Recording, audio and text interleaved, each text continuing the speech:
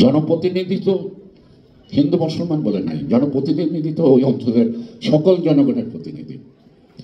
আমাদের বিএনপি যদি 50টা বা 30টা আমাদের হিন্দু সম্প্রদায় থেকে মনোনয়ন দিতেও পারত, তাহলে মনে হয় আমাদের ভারপ্রাপ্ত চেয়ারম্যান সবচেয়ে খুশি হতে পারত।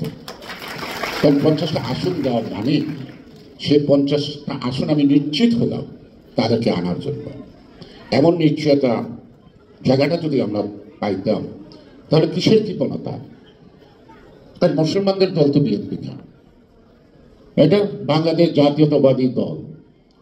সকল ধর্মের সম কি অধিকার নিয়ে, নো সংখ্যালঘু, নো সংখ্যাগুরু, as per constitution each and everybody have a equal right.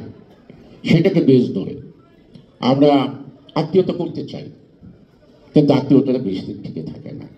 President Ziaur Rahman কমপক্ষে 10টা হিন্দু সমাবেশ করছেন, কমপক্ষে। এটা আমি নিজে ছিলাম, ওনার সাথে ঘুরছি, দেখছি, ভালো আগ্রহ দিচ্ছি, কিন্তু কেন জানি কিছুক্ষণ পর আগ্রহের ভাটাটা কমে যায়। সেটা কি আমাদের দোষ, না আপনাদের অনাগ্রহ কেন হয় সেটা আমরা বুঝতে পারি না।